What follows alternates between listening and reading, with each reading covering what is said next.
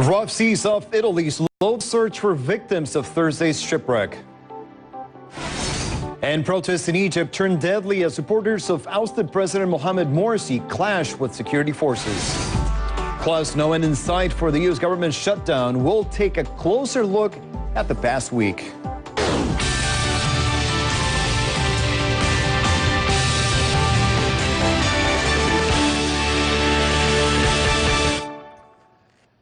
And hello, I'm Rafael Romo. You're watching CNN, the world's news leader. This is CNN Newsroom. It's daybreak right now off the coast of Lampedusa. Italian emergency crews hope to resume the search for victims of Thursday's shipwreck. A search halted late Friday by bad weather. The death toll has reached 111. But as Matthew Chance tells us, there are fears many more victims are trapped inside the sunken ship. Recorded by a diver from the Italian fire service, this is our first glimpse of the migrant boat that sank off Lampedusa. It's resting 47 metres, more than 150 feet underwater, and according to officials, may have as many as 200 bodies still on board. We will continue all day and all night until we are able to bury these bodies. New video has also emerged of rescue workers pulling survivors to safety.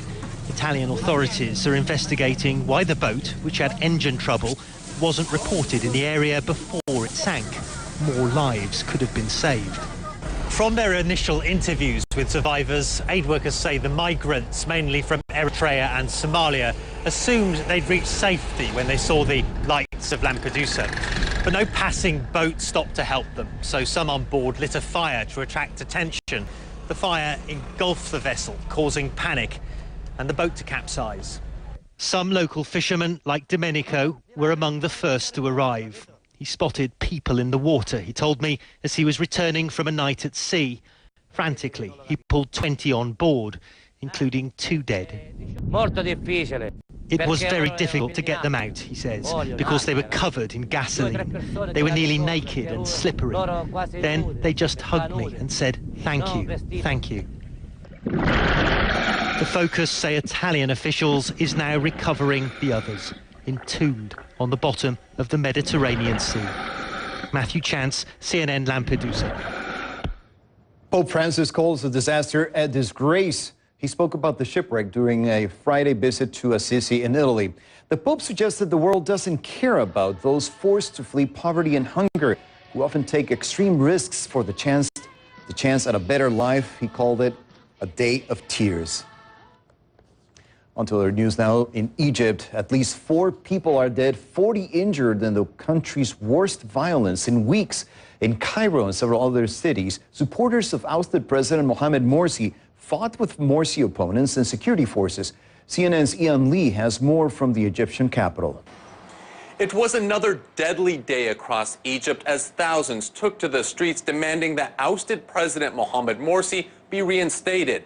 The Muslim Brotherhood supporters called for peaceful demonstrations, which quickly turned violent when they clashed with security forces and rival supporters of the interim government.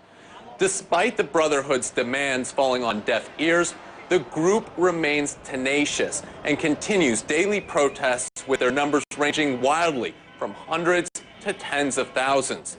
Currently, the situation has calmed down across the country, but next week looks like it'll be anything but calm. Sunday, Egyptians will celebrate the 40th anniversary of the 1973 war with Israel. Supporters of both the ousted president and those backing the interim government have called for rallies in Tahrir Square, which can be a deadly recipe as seen today. Next week also marks the 100 days since the army removed Morsi from power following massive street protests. The Brotherhood has called for demonstrations to mark that occasion as well. Ian Lee, CNN, Cairo. We're seeing new surveillance video from inside the Westgate Mall in Nairobi, site of last month's brutal terrorist siege. This video shows gunmen casually walking inside a supermarket. Some have their faces covered. A Kenyan television station first aired the video and said Kenya's military provided the footage. The Somali-based Al-Shabaab terror group claims it staged the attack because Kenya has troops in Somalia. At least 67 people were killed. Dozens more are believed missing. The family of the woman shot and killed by U.S. Capitol Police wants an investigation into her death. Law enforcement sources tell CNN 34-year-old Miriam Carey had sought treatment for mental health issues. Her boyfriend told police she appeared to be delusional and thought U.S. President Barack Obama was monitoring her. Carey led police on a wild chase through Washington Thursday with her 1-year-old daughter in the car. The child was not hurt. There doesn't appear to be any end in sight as the U.S. government shutdown is now in its 5th day. The only thing Democrats and Republicans seem to agree on is that the other side is to blame. Karen Kaifa looks at how we got here. The big question in Washington Monday was, will they or won't they? Hoping for the best, but kind of expecting the worst. Normally, I would say 12 o'clock they're going to come to an agreement, but I don't think they will. As the clock ticked down to the end of the fiscal year, neither side showed signs of compromise. The folks that won't compromise are the President of the United States, Harry Reid, and Mrs. Pelosi. A government shutdown does not stop the Affordable Care Act. The Affordable Care Act, at the center of the stalemate, did open enrollment as scheduled on Tuesday. But failure to pass a budget brought the nation's first government shutdown in 17 years, and the work week to a screeching halt for more than 800,000 furloughed federal workers. I'm really annoyed at it. The president, in remarks to mark a big day for his health care plan, told House Republicans to curb the drama. It is a drag on the economy. It is not worthy of this country. Meanwhile, some furloughed employees found the city welcoming them with open arms, or at least free food. And with museums of the Smithsonian closed, tourists sought out other free things to do. Thursday brought word that the president would cancel a trip to Asia because of the crisis. And by Friday, acknowledgement there will be no real winners regardless of the outcome. This isn't some damn game. The American people don't want their government shut down, and neither do I. Could end in about half an hour if they call the vote. That was the president's message to the GOP on his way back from lunch Friday afternoon, as the week ended with no solution to a situation many Americans find tough to stomach. Karen Kaifa, CNN, Washington. Tropical storm Karen is heading for a weekend landfall on the U.S. side of the Gulf of Mexico. It's not expected to reach hurricane strength, but it's likely to cause heavy rainfall or worse in several U.S. states. Sarah Ganem has the latest from Pensacola Beach, Florida. You know, it was a beautiful day here at Pensacola Beach, but the winds are really starting to pick up and the waves behind me are definitely crashing, and those are both indications that this storm is on its way. Expected to make landfall sometime between Saturday night and Sunday morning, somewhere between here and the southern coast of Louisiana. Now, I want to tell you that residents here don't seem too concerned. We even saw some vacationers along the beach today. The main concern from local officials is really the potential for flooding. And that's because this storm, even though its winds right now are only about 50 miles an hour, could bring between 3 and 6 inches of rain to an area that's already saturated.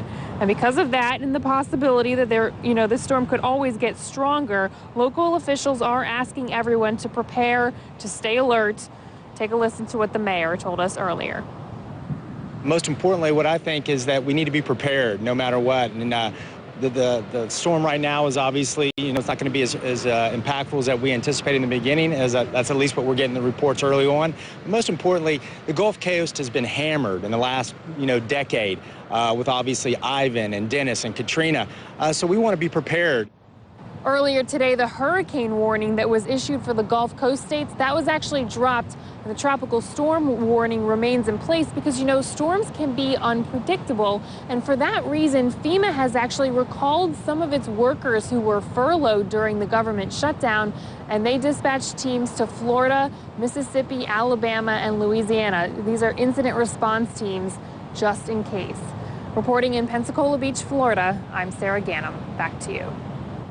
And for more on this and a powerful typhoon that's on a collision course with China's densely populated east coast, Pedram Javaheri is standing by at the International Weather Center. Pedram. Hey, Rafael, nice seeing you. Yeah, you know, this storm system that we've talked about for a couple of days now, not really impressive at all on satellite imagery, and that is fantastic news for our friends across really the Gulf Coast states of the U.S., especially around this region. We know many oil platforms sitting across this region. BP actually had to take some of its non-essential employees offshore and get them away from the coast there as this storm was trying to form. But notice in the past few hours, that explosion of thunderstorms just fades away to a few high clouds with a little bit of thunderstorm activity left. And that's all because of dry air infiltrating into the storm system and really taking anything that it has away from it. But I want to show you the biggest concern, because the rainfall, as you've heard in that previous story, a major concern, and these numbers indicate how much rainfall above average we've seen in these select cities, from Atlanta to Macon, Georgia, to Birmingham, Alabama. About 30 centimeters in excess rainfall have come down in recent months. So any additional rainfall going to be problematic, even though the winds with the storm system are not going to be problematic. And you see the rainfall initially scattered across this region, all of this heavier band going to eventually push its way to the north. About 20 more centimeters could come down in this region, but a tropical storm, it looks like at best. Winds have to be about 120, 85, the best we can do at landfall with the storm system. Storm that certainly has reached that category and exceeded the 120 is this one. That's a Category 2 Typhoon Fito that is south of Okinawa at this hour, and this track does take it to the north and the west. Shanghai population, roughly almost 24 million people. We know Fuzhou to the south across this region, also very densely populated, and this storm system does look like it will take that southern trajectory, missing Shanghai, but notice Taipei gets on the end of this as well. So very heavy rainfall associated with the storm system that doesn't look like it's going to make landfall in Taipei, but going to impact it quite severely here as it works its way there in the next 24 hours. Rafael, that's our 23rd storm of the season.